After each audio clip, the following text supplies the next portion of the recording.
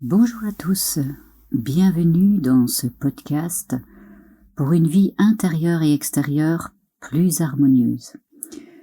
Je m'appelle Laurence Dehon, fondatrice de la racinologie fondamentale, et aujourd'hui je vais vous parler du relationnel entre deux personnes ou plus, comme dans les relations de couple, les relations de travail ou dans les relations sociales, et surtout comment faire pour que toutes ces relations soient plus agréables et équilibrées. Alors derrière les relations que nous vivons dans le couple, dans le travail ou dans le social, eh bien, on retrouve ce que l'on appelle le triangle dramatique. Qu'est-ce que le triangle dramatique ? Quels intérêts se cachent derrière un tel jeu que nous utilisons tous les jours et en tout temps ? Et surtout, comment en sortir ? Avez-vous déjà dit ou entendu ces phrases comme je n'y arriverai jamais, je suis toute seule, il n'y a personne qui m'aide, ou encore j'ai tout fait pour lui, pour elle, je ne peux pas le laisser ou la laisser comme ça, ou enfin j'en ai assez, bouge-toi, agis. Quand est-ce que tu vas prendre ta vie en main ? Comme t'as changé, t'es vraiment plus la même personne que j'ai rencontrée. Eh bien, ce genre de communication que nous pouvons entendre tous les jours fait partie de ce que l'on appelle ce triangle dramatique ou tout simplement le triangle de Karpman. Et donc, le triangle de Karpman, eh bien, c'est un jeu psychologique entre deux ou plusieurs personnes qui sont capables de jouer les trois rôles tour à tour, c'est-à-dire le rôle de victime, sauveur ou persécuteur, que l'on appelle aussi bourreau. On utilise les deux, persécuteur ou bourreau. Et en fait, ce triangle de Karpman, ce jeu psychologique, eh bien, il est en lien avec les 5 blessures de Lise Bourbeau, qu'il explique très bien la trahison, le rejet, l'abandon, l'humiliation et l'injustice. Et donc, comme je vous le disais, nous pouvons être tour à tour victimes, sauveurs ou persécuteurs. Et il faut savoir que quand on est derrière ces rôles, c'est que à la base, il y a déjà un problème de reconnaissance. C'est un jeu que on va utiliser de manière consciente ou inconsciente. Et dès que nous rentrons dans un de ces rôles, de ce jeu dramatique, de ce triangle de Karpman, eh bien, il y a les réactions qui vont se déclencher automatiquement, qui vont aller de manière graduelle, et nous allons entrer en même temps dans une forme de manipulation. Et donc, nous pouvons retrouver ce type de relation, ce type de jeu, dans la sphère sociale, affective ou professionnelle. Et en fait, c'est un exutoire qui ramène en surface les souffrances, les malaises et la manipulation de chaque personne qui se trouve dans ce jeu. Et on peut dire que chaque personne y trouve son compte. C'est un jeu qui peut devenir vite addictif et qui se vit dans le déni. Pourquoi est-ce que je dis dans le déni ? Parce que ça va être plus facile d'utiliser ce genre de jeu plutôt que d'aller voir à l'intérieur de soi ses propres problématiques. Alors, il faut savoir aussi que certaines personnes se complaisent dans le rôle de victime, sauveur et persécuteur. Alors, je vais vous donner un exemple plus concret. On va prendre par exemple un couple, parce que voilà, tout le monde a déjà été en couple. Donc, imaginons qu'il y ait la femme qui va adopter une position de victime et qu'elle va aller se plaindre. Elle va pouvoir dire des phrases comme je suis toujours la seule qui fait tout à la maison, je m'occupe du ménage, des enfants et en plus je travaille. Et puis ensuite, elle va devenir persécutrice auprès de son mari, de son compagnon, en lui reprochant de ne pas assez l'aider, et elle va lui dire « Et toi, qu'est-ce que tu fais ? Qu'est-ce que tu fais pour m'aider ?» Et son mari qui, lui, va se mettre au départ dans une position de sauveur en disant je t'aide, écoute, je suis déjà allé faire les courses, je vais rechercher les enfants à leur sport, je fais quand même pas mal de choses pour te soulager. Au fur et à mesure de la discussion, eh bien, il va devenir aussi, lui aussi, persécuteur, parce qu'il va lui reprocher de râler tout le temps et de lui faire la morale. Et il va lui dire une phrase comme c'est toujours la même chose avec toi, hein, t'es jamais contente, tu me fais que des reproches. Il est vrai que toi, tu es parfaite, toi. Donc vous voyez, quand nous sommes dans ce genre de jeu, eh bien, nous passons facilement de l'un à l'autre. Et donc, quels sont les intérêts derrière chacun des rôles? Eh bien, je vais vous expliquer cela. On va partir d'abord au niveau de la victime. Et il faut savoir au départ que il n'y a que la victime qui est responsable de ce jeu. Parce que s'il n'y avait pas de victime, automatiquement, il n'y aurait pas de sauveur, ni de persécuteur, et donc il n'y aurait pas de jeu. Et la victime, elle va attirer à elle justement le sauveur qui va la sauver. Elle va réaliser cette démarche pour attirer l'attention sur elle. Elle sait vraiment quand la victime est comme ça, c'est qu'elle a besoin d'avoir de l'attention sur sa personne. Au départ, il y a deux sortes de victimes. Il y a la victime qui va être totalement victime, soumise, et puis il va y avoir la victime qui va être plutôt rebelle, c'est-à-dire qu'elle va plutôt aller expliquer à des tiers ce qui s'est passé, quelle est sa problématique, afin que ceux-ci puissent trouver une solution. Il y a deux sortes de victimes. Mais au départ, la victime, elle va se trouver absolument dans une situation de vulnérabilité, dans un problème de dépendance. Elle va se sentir en fait impuissante, opprimée, honteuse, incapable de résoudre seule son problème. Et en fait, elle va se victimiser. Elle va se mettre dans cette position de victime. Et elle va se trouver, en étant dans cette position, dans des énergies plutôt négatives. Et donc, ce sont des personnes qui, quand elles sont victimes, vont être plutôt spectateurs de leur vie, c'est-à-dire qu'elle ne va voir que son problème et elle va même s'enliser dedans.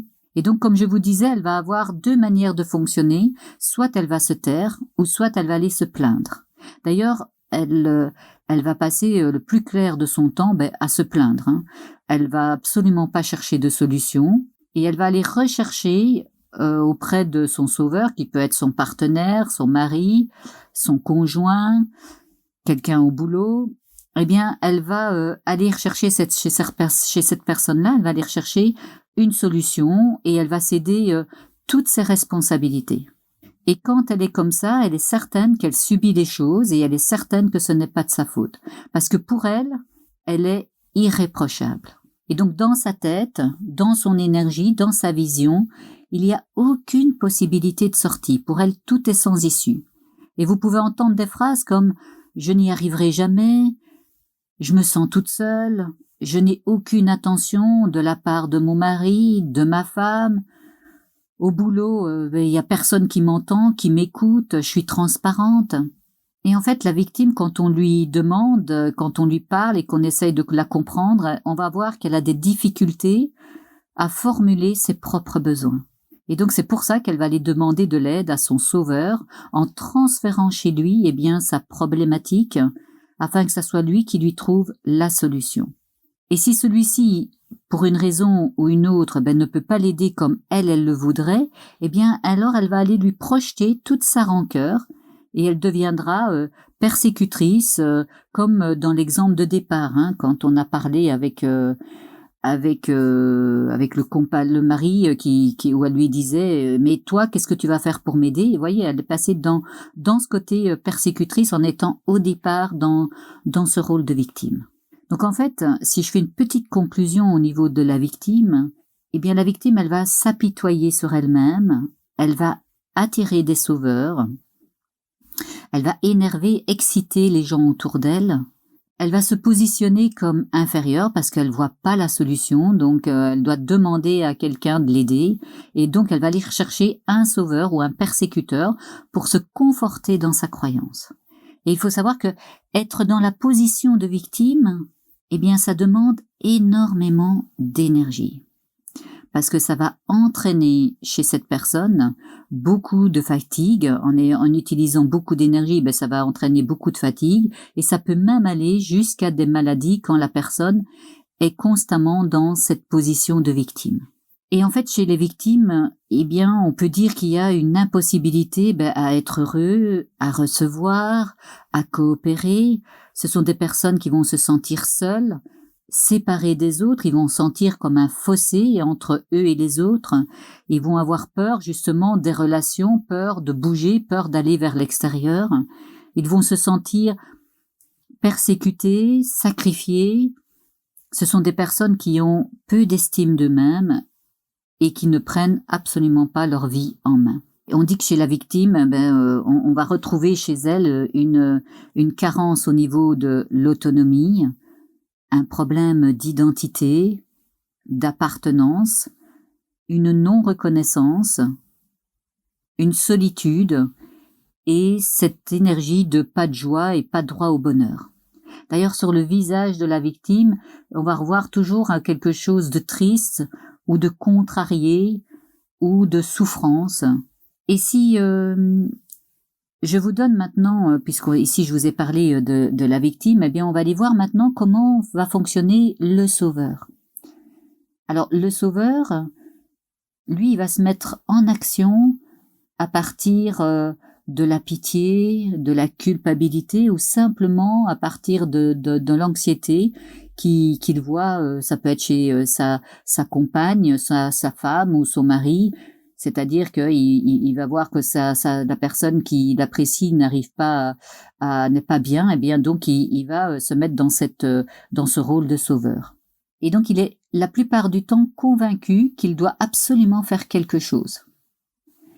Il va se rendre indispensable, irremplaçable, et ce sauveur, il va attirer à lui des situations qui va lui permettre de prendre ce rôle de sauveur. Il est vrai que quand ces personnes qui sont dans des rôles de sauveur, ils ont un côté altruiste, bienveillant, ils ont de la compassion, ils ont de l'empathie, mais ils vont, eux, se mettre un point d'honneur à sauver leur victime et à faire de grandes choses pour mettre tout en place pour que la victime ait la solution et quitte ce rôle de victime. Et donc, comme je vous le disais, le sauveur, en fait, à travers l'aide qu'il apporte à sa victime, il va nier ses propres problématiques. Il va nier ses propres attentes et il va avoir ainsi bonne conscience. Ça va lui permettre d'éviter d'aller voir à l'intérieur de lui ce qui cloche. Et il va même aller plus loin, c'est-à-dire qu'il va parler de ce qu'il fait pour telle personne, pour la personne qu'il aide. Il va en parler à d'autres personnes pour attirer à lui de la reconnaissance, de manière consciente ou inconsciente. Et il se met en fait dans ce rôle de secours profond parce que pour lui, il est certain que la victime est incapable et donc il va tout faire à la place de sa victime. Et c'est un rôle gratifiant qui est pour lui, parce que le fait d'aider une personne, ça va être gratifiant pour lui.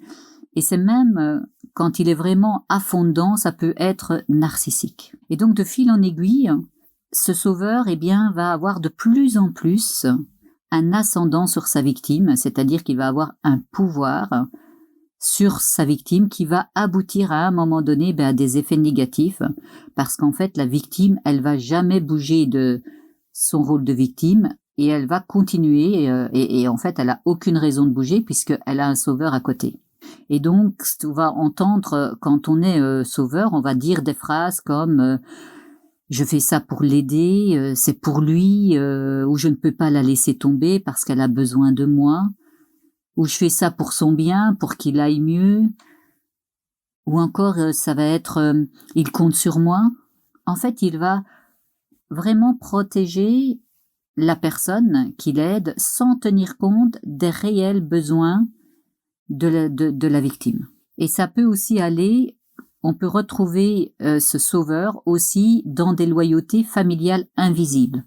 Alors ça veut dire quoi ? Ça veut dire que vous allez ce sont des personnes qui vont être sauveurs dans la famille et vous allez entendre des phrases comme Ben, je l'aide parce que c'est ma mère, parce que c'est mon père, parce que c'est ma sœur, mon frère, mon mari, mon fils, voilà. C'est vraiment là, on se retrouve dans des loyautés familiales invisibles et on est en position de sauveur. C'est comme s'il n'y avait pas aucune autre possibilité que d'être dans ce rôle-là. Et puis le sauveur, quand il est dans ce rôle, il se sent coupable s'il ne fait rien. S'il ne va pas au secours de sa victime, eh bien, il va sentir une culpabilité. Et comme je vous le disais plus haut, ben, c'est en fait la politique de l'autruche. Il va nier ses propres problématiques, ses propres attentes, il va se donner ainsi bonne conscience et ça va lui permettre d'éviter d'aller voir à l'intérieur de lui ce qui ne va pas.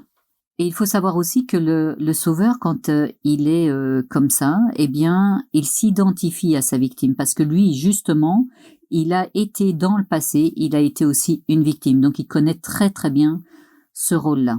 Et dans les 3 rôles que je suis en train de vous expliquer, celui de victime, de sauveur ou de persécuteur, c'est le rôle de sauveur qui procure le plus de gratification.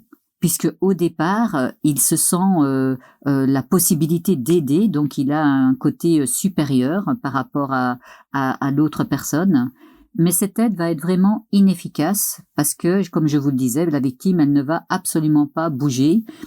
Et si en plus il est déçu par le fait que la victime ne bouge pas, eh bien il peut à son tour alors devenir une victime en disant avec tout ce que je fais pour lui, ben voilà, je suis transparente.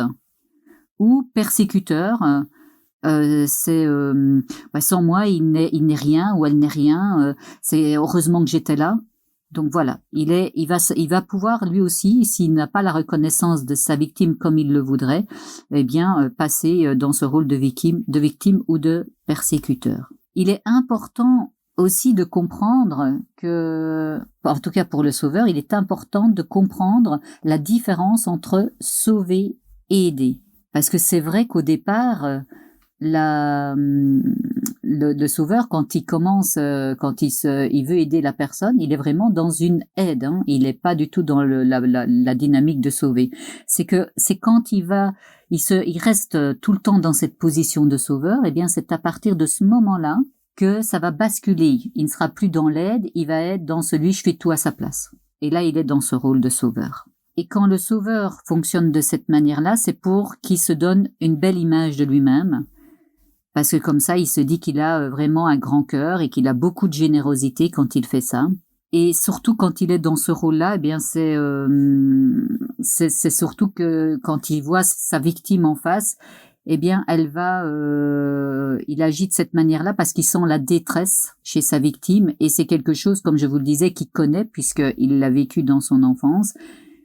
Et donc c'est ça qui le pousse en fait à intervenir dans la vie de l'autre et à se remplir de bonnes intentions et de se persuader qu'il peut aider cette personne-là. Et donc il va se mettre en protecteur, en conseiller, en expert, en justicier et à même parfois où il va agir sans que personne n'ait rien demandé. Il va quand même se mettre à aider la personne sans qu'on lui ait rien demandé. Donc en fait, si je refais une petite conclusion du sauveur, le sauveur, il va étouffer, il va apporter une aide inefficace pour sa victime, il va créer la passivité, voire l'assistanat. Il va considérer absolument sa victime comme inférieure, et c'est pour ça qu'il lui propose son aide, à partir de sa position où lui, il a la solution. Et donc, chez le sauveur, on va retrouver un problème aussi de reconnaissance, de soutien, de responsabilité et d'engagement envers lui-même. Et il va aussi avoir besoin de se faire justice lui-même, de remettre de l'ordre selon ses propres croyances et selon sa propre carte du monde, puisque je vous dis, il ne tiendra absolument pas compte des desiderata de la personne qu'il aide. Donc voilà pour le sauveur.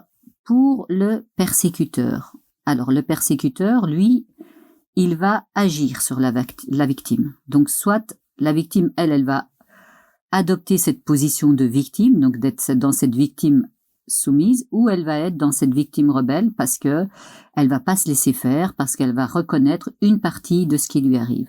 Et quand on parle de persécuteur, c'est pas forcément une personne, ça peut être aussi une maladie, ou une dépendance comme l'alcool. En fait, il va y avoir un élément déclencheur qui va permettre à la victime de se placer dans cette position. Et le persécuteur, lui, il va contrôler, il va critiquer, il va devenir oppressant, il va se mettre en colère, il va lui dire des phrases comme tout ce qui arrive c'est de ta faute, tu es la seule responsable, ou tu l'as bien cherché. Donc il a vraiment un côté où il va faire une preuve d'autorité, de rigidité, où il va se sentir supérieur, où il va donner des ordres. Et de nouveau, en fait, le persécuteur, lui aussi, il a été victime dans son passé. Il a subi aussi une injustice, une trahison ou autre chose. Et donc, c'est comme ça qu'il justifie son attitude envers sa victime. Il se permet ce droit, voilà, parce que pour lui, le persécuteur, c'est « je suis dans mon droit, je suis droit dans ce que je propose comme information à ma victime ». Et le persécuteur, d'ailleurs, quand il rentre dans ce jeu dramatique, il va utiliser un vocabulaire plus brutal. C'est-à-dire que comme ça va lui permettre d'avoir du pouvoir, de l'ascendant. Et ça va lui permettre de renforcer sa croyance que les choses ne peuvent pas avancer sans qu'il y ait des mots plus durs, quand il y a un langage plus brutal. Et ça peut même aller jusqu'à des insultes, en disant mais que t'es un con ou t'es une conne, ou ça peut encore aller plus loin, c'est avec de la violence physique. Et quand il y a une augmentation de violence, on va pouvoir entendre des phrases telles que il est de ma responsabilité de lui apprendre cette leçon, ou alors ce n'est que de cette manière-là qu'il va comprendre les choses, et puis c'est une bonne leçon pour lui. Donc en fait, les persécuteurs, eux, peuvent se sentir, comme je vous le disais, ils ont vécu ça dans leur passé, dans cette position de victime, et ils peuvent encore se sentir victimes au moment où ils sont persécuteurs, victimes d'un système ou d'autres personnes. Mais en fait, à la base, c'est qu'ils ont été eux aussi persécutés dans leur enfance. Et c'est pour ça qu'ils connaissent très bien ce rôle-là. Donc si je fais une petite conclusion sur le persécuteur ou bourreau, je vous l'ai dit tout au début, on utilise les deux mots, eh bien le persécuteur, lui, il va vraiment attaquer, il va brimer, il va humilier sa victime, il va lui donner des ordres et il va même aller jusqu'à provoquer de la rancune. Il va même demander à sa victime de bouger, d'avancer, de ne pas se laisser faire. Il va lui dire, mais enfin, tu vas pas rester tu dois lui dire, va la trouver, va lui dire ça. Donc, il va amener à ce qu'elle aille s'adresser à des personnes autour d'elle avec une agressivité intérieure aussi. Et donc, il considère, la victime comme inférieure, puisqu'il va aller d'abord repérer ses faiblesses, et c'est via ses faiblesses qu'il va l'utiliser. Il va expulser sa violence en étant dans ce rôle-là, ses souffrances personnelles. Il va penser qu'à lui, il va être très exigeant, et puis comme je vous disais, il va avoir un langage vraiment plutôt brutal dans sa communication. Alors, je voudrais quand même vous rappeler plusieurs choses, puisque là, on a vu un peu plus en détail comment agissait la victime, le sauveur et le persécuteur. Mais je voudrais vous rappeler que ces rôles ne sont pas figés et qui peuvent s'interchanger. Donc, on peut aussi bien en une journée se retrouver dans un rôle de victime, de sauveur et de persécuteur. Mais on peut aussi, parce que c'est aussi possible, il peut y avoir des personnes qui se complaisent dans ce rôle de victime, de sauveur et de persécuteur. Il faut savoir aussi que, ce jeu est néfaste pour toutes les personnes qui se trouvent dans ces rôles, et en même temps, pour les relations. C'est aussi dans ce jeu de dramatique, on va voir que la communication, elle est totalement stérile, qu'aucune solution ne peut être envisagée, puisque chacun va défendre ses propres croyances au fur et à mesure de la discussion. Et je vous rappelle que s'il n'y avait pas de victime, il n'y aurait pas de sauveur, ni de persécuteur, ni de jeu. Et je voudrais aussi ajouter que, en fait, ce mode de fonctionnement, il prend racine déjà dans l'enfance. C'est-à-dire que, eh bien, nos enfants, bien, sont, eux, victimes de l'éducation que nous leur imposons, que nous leur donnons. Et nous, parents, eh bien, on peut se positionner en sauveur, en étant trop laxiste, ou en bourreau ou persécuteur, en étant intransigeant. Mais le résultat, c'est que nos enfants, eux, ils vont se sentir dans un enfermement, ils vont se sentir privés de liberté, ils vont pas pouvoir exprimer leurs émotions, leurs ressentis, et ça peut amener directement à ce que nos enfants se sentent inférieurs et un manque de confiance en eux. Donc, comme je vous l'explique, c'est vraiment un jeu psychologique qui se met en place déjà très très tôt et qui se perpétue dans les relations que l'on peut avoir avec les diverses personnes que l'on rencontre. Et donc, c'est comme je vous le disais, ces rôles dramatiques, ils vont entraîner des relations difficiles avec les gens. Et c'est quand on est dans ces positions du jeu dramatique, on a besoin les uns des autres pour exister. Donc, on a besoin, si on est directement dans cette position de victime, on va aller absolument rechercher un sauveur ou un persécuteur ou les deux. Mais quand on est dans ce triangle dramatique, eh bien, il faut savoir que ces relations, elles sont vécues de manière dynamique et intense. C'est-à-dire qu'on va y mettre énormément d'énergie pour expliquer aux personnes ce que l'on ressent ou ce que l'on vit. Et donc, ça va stimuler les gens qui sont dedans, aussi bien au niveau affectif que psychique, et ça va aller de plus en plus fort. Et ça permet ainsi à chaque personne, eh bien, de se sentir exister, de se sentir vivant. Mais de nouveau, je vous le rappelle, c'est en fait que d'abord, quand on est dans un jeu comme ça, c'est qu'on est avec un problème de reconnaissance et qu'on est dans un déni total par rapport à soi-même, c'est-à-dire qu'on ne va vraiment pas voir ce qui se passe à l'intérieur de soi-même. Et donc, maintenant, comment en sortir? Parce que, en fait, voilà, je vous ai tout expliqué. Ce qui est important, c'est de savoir comment en sortir. Et donc, il est important au départ, eh bien, c'est d'abord de prendre conscience. Et comment prendre conscience? C'est repérer les rôles. Est-ce que je suis dans un rôle de victime, de sauveur ou de persécuteur, afin de pouvoir en sortir? Puis quand on a bien repéré, c'est de refuser d'y retourner. Refuser toute proposition de rentrer dans ce type de relation.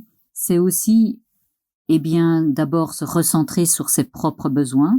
Ce qui est bon et juste pour soi-même, c'est de clarifier ce qui est attendu de part et d'autre, et c'est quand on s'est recentré sur soi-même, qu'on a clarifié les choses pour chacun, eh bien c'est de rentrer dans une communication beaucoup plus positive, beaucoup plus productive, et donc qui va être évidemment absolument pas stérile. Et quand vous voyez des personnes qui sont dans ce rôle de victime, sauveur ou persécuteur, l'important pour vous, c'est de rester neutre. Ça, c'est la manière de sortir de ce jeu. Et donc, si vous avez été le plus souvent victime, qu'est-ce que vous pouvez faire pour sortir? C'est de vous prendre en charge en mettant des actions en route. Et donc, évidemment, ça peut commencer par des petites actions, parce que quand on a été longtemps dans cette énergie de victime, eh bien, c'est difficile de mettre des choses en place. Donc, on va commencer par des petites actions qui vont devenir de plus en plus importantes. Et la personne va ainsi voir qu'elle grandit et qu'elle prend plus de responsabilités. Et donc, c'est vraiment prendre des petites responsabilités à la fois afin de reprendre sa vie en main et de comprendre qu'on peut le faire et qu'on est capable de le faire. Pour le sauveur, qu'est-ce qu'il faut faire pour sortir de ce rôle? Eh bien, c'est de faire la différence entre sauver et aider, entre conseiller et prendre en charge. C'est aussi d'éviter le sacrifice, et c'est d'encourager la personne qu'il veut aider dans toutes les démarches qu'elle met, qu'elle soit petite ou grande. C'est vraiment aller dans un encouragement, vers un encouragement. Et comment sortir du persécuteur ou du bourreau? C'est d'abord d'être bienveillant dans ses paroles et c'est surtout d'être un guide constructif. Alors, comment je vais pouvoir être un guide constructif? C'est de nouveau en allant voir mes propres dysfonctionnements et en changeant la dynamique via mon intérieur. Donc, pour chacun, il est important que chacun se ressente sur ses propres besoins, aille regarder dans son jardin intérieur et aille faire face à ses propres dysfonctionnements émotionnels.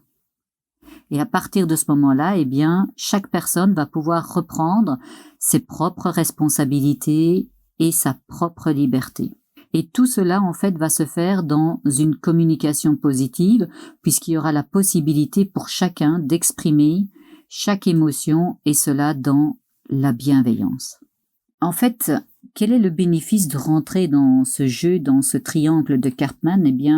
Ça permet, comme je vous le disais, de ne pas aller se travailler intérieurement, et ça va permettre justement aux sentiments négatifs qu'on a à l'intérieur de nous, tels que la rancœur, la frustration, la haine, la honte, la culpabilité et bien d'autres, ça peut être encore l'humiliation, vous savez, la liste elle est longue, ça va permettre à tous ces sentiments négatifs de pouvoir de remonter en surface et de pouvoir exister un petit temps.